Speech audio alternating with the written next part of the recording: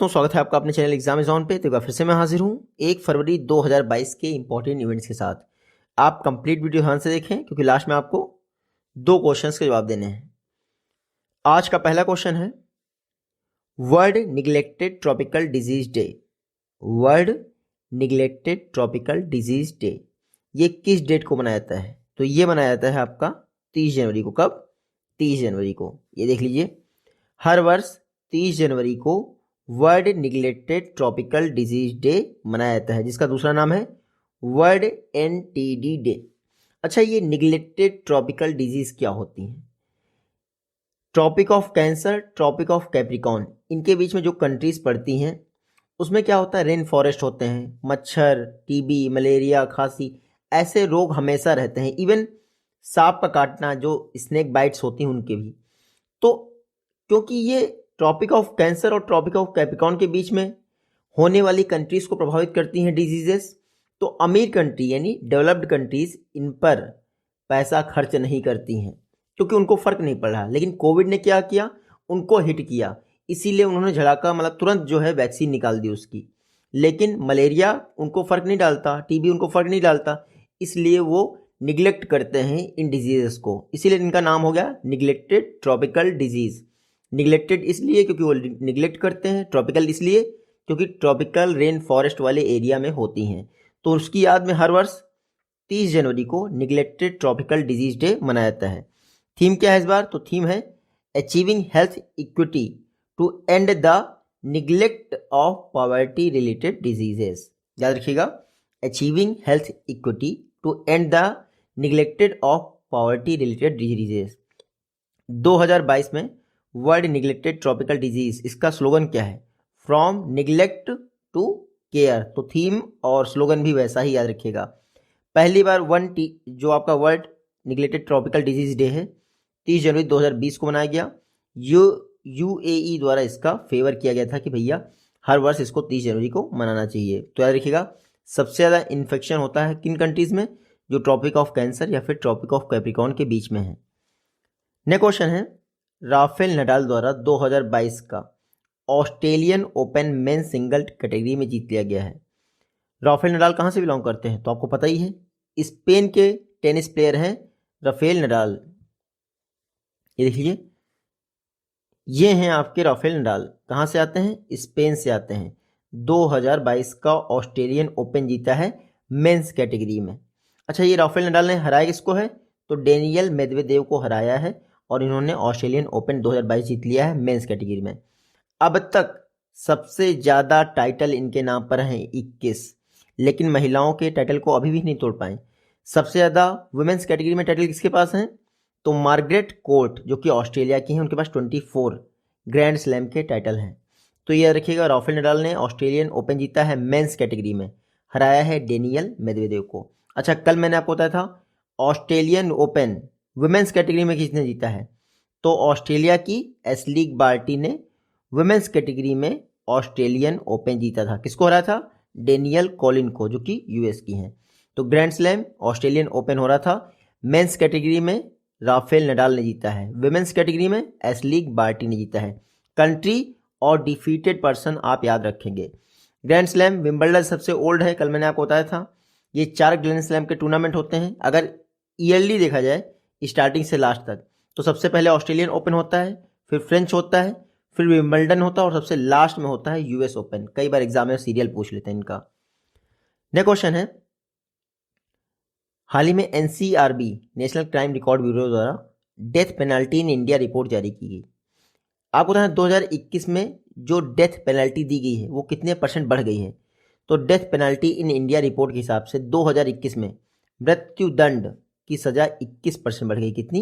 21%। देख लेते हैं। देखिए, death penalty in India report इसने बताया है कि 2021 में 488 लोगों को डेथ पेनल्टी दी गई है। कितने? 488 लोगों को। ये पिछले 17 वर्षों में हाईएस्ट नंबर है अभी तक। 2004 के बाद बात की जाए तो इतने लोगों को कभी भी डेथ पेनल्टी नहीं दी गई है। तो 17 वर्षों में पहली बार ऐसा हुआ जब इतने हाईएस्ट नंबर पर डेथ पेनल्टी दी गई है।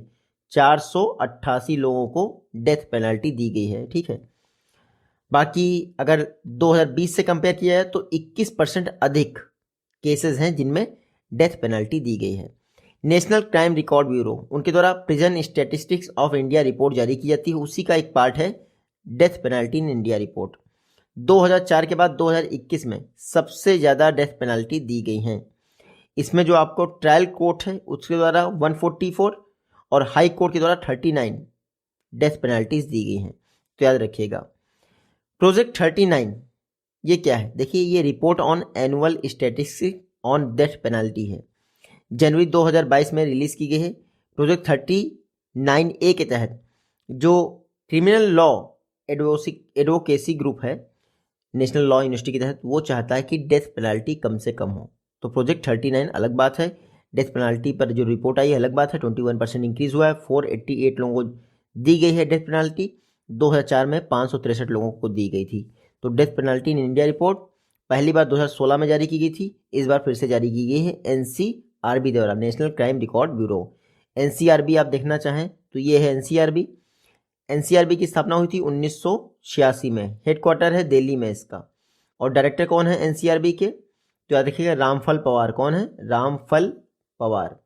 नेक्स्ट क्वेश्चन है हमारा, फियरलेस गवर्नेंस ये बुक किसने लिखी है?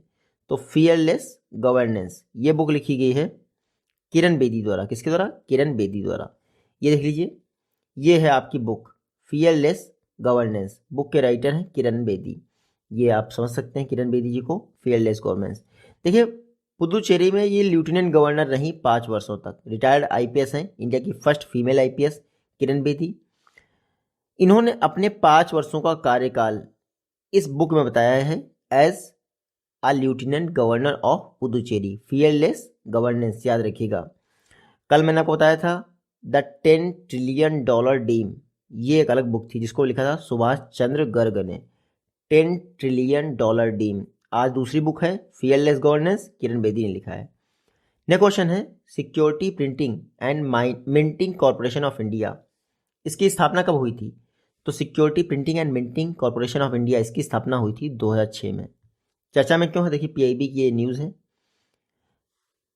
Security printing and minting corporation of India द्वारा देवास और नासिक में जो इनकी प्रेस हैं वहाँ पर new bank note printing line establish की गई है, यानी नई बैंकिंग की जो नई नोट्स हैं वो प्रिंट की जा सकती हैं। अब क्यों? बीजेपी को चुनाव लड़ने के लिए रुपए की जरूरत है, बैंक से तो नहीं निकालेंगे, नोट प्रिंट करवाओ भाई, ठीक है। अभी एक सर्वे हुआ था, पता चला सबसे अमीर आदमी है बीजेपी की पार्टी, 4,800 समथिंग करोड़ है। सेकंड नंबर पे आती है बसपा, उसके पास है 780 करोड़। तो सोचिए बीजेपी कितनी अमीर पार्टी है। तो हाल ही में जो security printing and minting corporation of India है उसने देवास और नासिक में नई bank note printing line establish की है। देखिए, मैं आपको बता दूं, जो securities printing and minting corporation of India है इसकी 4 प्रिंटिंग प्रेसेस हैं, देवास मध्य प्रदेश में, नासिक महाराष्ट्र में, कोलकाता के मैसूर में और वेस्ट बंगाल के सलबनी में। ये बस इतना याद रखिएगा। इसमें से जो 2 हैं यानी एमपी और नासिक, इनको security printing and minting corporation of India द्वारा हैंडल किया जाता है, जबकि मैसूर और सलबनी वाली को आरबीआई द्वारा हैंडल किया जाता है। जो ये SPMCIL है यानी security printing and minting corporation of India, ये मिनी रत्न कंपनी है। स्थापना कब हुई थी? 2006 में। अच्छा, इसके CMD कौन है? तृप्ति पात्रा घोष। ये है securities printing and minting press of India. Next question है हमारा, इंडिया का पहला इंटेलिजेंस मैसेंजर जिसका नाम है पॉप्स, किसने लॉन्च किया? पॉप्स। ये लॉन्च किया गया है मेटा द्वारा, मेरे ख्याल से, सॉरी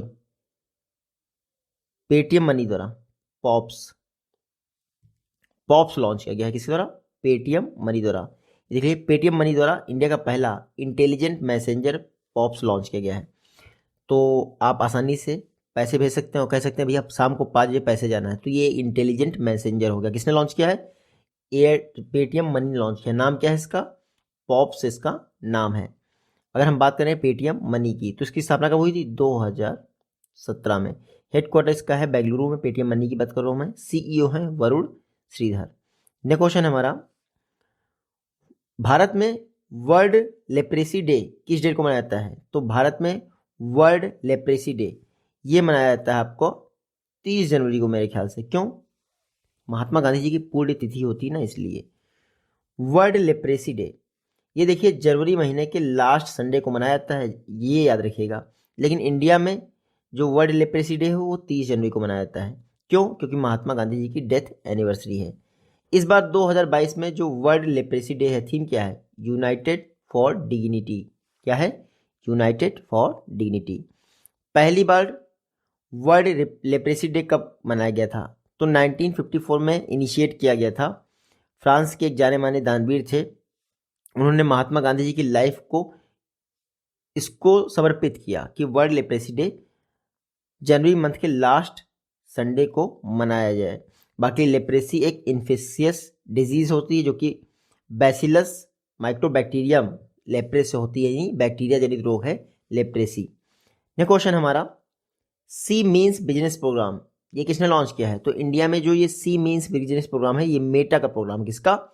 मेटा यानी फेसबुक। चर्चा में इसलिए है क्योंकि मेटा द्वारा अपने सी मीन्स बिजनेस प्रोग्राम के लिए फिक्की के साथ पार्टनरशिप की गई है। किसके साथ? फिक्की के साथ। तो इसमें क्या हुआ? 5 लाख वुमेन लेड जो स्मार्ट बिजनेसेस हैं पूरे देश में, उनको सपोर्ट किया जाएगा सी मीन्स बिजनेस प्रोग्राम के तहत। ठीक है, तो फिक्की के साथ पार्टनरशिप की गई है। फिक्की का एक इनिशिएटिव है empowering the greater 50% initiative. Greater 50% मतलब महिलाओं की भागीदारी। ठीक है, सी मीन्स बिजनेस प्रोग्राम याद रखिएगा, मेटा का है, फिक्की के साथ रन किया जा रहा है। फिक्की की बात करें, federation of Indian chambers of commerce and industry. FICCI की स्थापना महात्मा गांधी जी की सलाह पर हुई थी 1927 में। किसने की थी? जीडी बिरला और पुरुषोत्तम दास ठाकुर ने, इन दो लोगों ने। फिक्की का हेडक्वार्टर है नई दिल्ली में, प्रेसिडेंट है संजीव मेहता, सेक्रेटरी कौन है? दिलीप चेनॉय। नेक्स्ट क्वेश्चन है, 2022 के वुमेन्स पैन अमेरिकन कप को किसने जीता है? तो 2022 में वुमेन्स पैन अमेरिका कप, इसका 6वां टाइटल हो रहा था, जिसको जीता है अर्जेंटीना ने। किसने? अर्जेंटीना ने। ये लीजिए, फाइनल मैच में अर्जेंटीना ने किसको हराया है? तो मेरे ख्याल से चिली को हराया था इन्होंने। ठीक है, हाँ ये देख लीजिए, चिली को हराया उन्होंने और 2022 का वुमेन्स पैन अमेरिका कप जीत लिया है। तो 6वां वुमेन्स पैन अमेरिका कप जीता गया है किसके द्वारा? अर्जेंटीना के द्वारा। बाकी कुछ खास नहीं है, याद रखिएगा। वुमेन्स पैन अमेरिका कप किसने जीता है? अर्जेंटीना ने जीता है। क्वाड्रेनियल इंटरनेशनल चैंपियनशिप है। ठीक है, यानी 4 वर्षों पर होती है वुमेन्स पैन अमेरिका कप। किसने जीता है? अर्जेंटीना ने। 2022 में 6वां एडिशन इसका ऑर्गेनाइज किया गया। ठीक है, कहाँ हो रहा है? सेंटियागो, चिली में। अब चिली, अर्जेंटीना, सारी कंट्रीज का नाम आ गया, तो ये भी देख लेते हैं कि ये मैप में कहाँ है। अर्जेंटीना ने पैन अमेरिका, जो वुमेन्स पैन अमेरिका कप है, उसको जीता है चिली को हराकर। इसके ऊपर कंट्री है पेरू। पेरू के पड़ोस में ऑयल स्पिलिंग हो गई थी, आपको पता है ना। लेब्राडोर करंट हम लोगों ने उस समय पढ़ी थी, जो कि एक ठंडी जलधारा है, ये भी हम लोगों ने पढ़ा था मेरे ख्याल से। ठीक है, नेक्स्ट क्वेश्चन है, देखिए टाटा बैंक, जो टाटा ग्रुप है हमारा, उसने एयर इंडिया के लिए कितनी बैंकर्स को प्रीफर्ड बैंक के तौर पर चुना है? जितनी लिमिटेड कंपनी होती हैं वो अपनी प्रीफर्ड बैंक चुनती हैं। जैसे मेरी कंपनी में SBI, पंजाब नेशनल बैंक और HDFC है, वैसे ही टाटा ग्रुप ने 3 बैंकों को चुना है एयर इंडिया के लिए। State bank of India, bank of Baroda और HDFC बैंक। तो टाटा ग्रुप ने इन 3 बैंकों को चुना है एयर इंडिया के लिए। तो आपसे क्वेश्चन बन सकता है, which among the following bank is not selected by Tata group for air India? तो ये याद रखिएगा। तो SBI, bank of Baroda, HDFC bank को टाटा ग्रुप ने एयर इंडिया के लिए चुना है। ये जो आपके ये तीनों बैंक हैं, ये टाटा ग्रुप को लोन देंगे। 10,000 करोड़ रुपए लगभग लोन दिया जाएगा SBI द्वारा, 5,000 करोड़ दिया जाएगा बैंक ऑफ बड़ौदा द्वारा, ताकि पुराना जो लोन है वो चुकता किया जा सके। जो एयर इंडिया है वो 18.6% पार्टनरशिप रखता है इंडिया के एविएशन सेक्टर में। टाटा सन्स की जो प्रमोटेड कंपनी है टेलेस, इसने एयर इंडिया को एक्वायर कर लिया 18,000 करोड़ रुपए में। ठीक है, जिसमें से 15,300 करोड़ जो है पहले से इसके ऊपर कर्ज है, और इसके अलावा 2,700 करोड़ जो है गवर्नमेंट को पे किया गया है। तो मतलब 2,700 करोड़ मिल गया गवर्नमेंट को। ठीक है, न्यू डेट जो अवेल किया जाएगा टाटा ग्रुप द्वारा, वो 10% पर अवेल किया जाएगा। चलिए देखते हैं क्या होता है एयर इंडिया का भविष्य। एयर इंडिया 1932 में बनी थी, या तो वो पता ही है। 1953 में एयर इंडिया का नेशनलाइजेशन हुआ था, ये भी आपको पता है। वापस वापस आ गई है टाटा सन्स के पास। नेक्स्ट क्वेश्चन है, पहली बार रानी गार्डिनेलू जो रेलवे स्टेशन है वहाँ पर फ्रेट यानी वस्तुओं की मालगाड़ी जो पहुंची है, इतिहास में पहली बार ऐसा हुआ है। रानी गार्डिनेलू रेलवे स्टेशन कहाँ है? सबको पता है मणिपुर में है, क्योंकि रानी गार्डिनेलू कहाँ से है? मणिपुर से है। तो इतिहास में पहली बार जब से इंडिया में रेलवे चली है तब से पहली बार कोई फ्रेट ट्रेन मणिपुर के रानी गार्डिनेलू रेलवे स्टेशन पर पहुंची है। ठीक है, 75 ईयर की हिस्ट्री में हो गई। ठीक है, हाल ही में मोदी गवर्नमेंट के आने के बाद 111 किलोमीटर रेलवे लाइन बिछाएगी, जिसकी वजह से ये हो पाया कि आपका जो रानी गार्डिनेलू रेलवे स्टेशन है वो मेन रेलवे लाइन से जुड़ पाया। हालांकि मैं ये नहीं कहूँगा मोदी गवर्नमेंट, क्योंकि 2013 में यहाँ पे काम शुरू हो गया था। ठीक है, बाकी बात कर लेते हैं मणिपुर की। तो मणिपुर में है रानी गार्डिनेलू रेलवे स्टेशन, जहाँ पर पहली फ्रेट ट्रेन यानी मालगाड़ी पहुंची है। मणिपुर की कैपिटल क्या है? इम्फाल। मणिपुर के चीफ मिनिस्टर कौन है? एन बीरेन सिंह। गवर्नर कौन है? ला गणेश। मणिपुर वर्ल्ड का एकमात्र फ्लोटिंग नेशनल पार्क जिसका नाम है केबुल लामझाओ नेशनल पार्क, वो मणिपुर में पाया जाता है। कहाँ पर? जो लोकटक लेक है उसमें। Loktak lake north east India की लार्जेस्ट फ्रेश वाटर लेक है, जो कि संगाई डियर के लिए फेमस है। संगाई नाम के हिरन पाए जाते हैं यहाँ पर। नेक्स्ट क्वेश्चन है, इसरो द्वारा किसकी स्टडी के लिए आदित्य L1 मिशन लॉन्च किया जाएगा? तो आदित्य मतलब सूर्य। ठीक है, ये बहुत बेकार सा क्वेश्चन आज मैंने बनाया है, आदित्य L1। ठीक है, ये देख लीजिए, इसरो 2022 में आदित्य L1 मिशन को लॉन्च कर देगा सन के कोरोना का अध्ययन करने के लिए। ठीक है, वहाँ भी कोरोना है। ठीक है, तो आदित्य L1 मिशन, इसमें L1 लैग्रेंज पॉइंट पर ये रहेगा जो कि बुध और सूर्य के बीच में है। वहाँ से ये सन का जो बाह्य मंडल है उसका अध्ययन करेगा।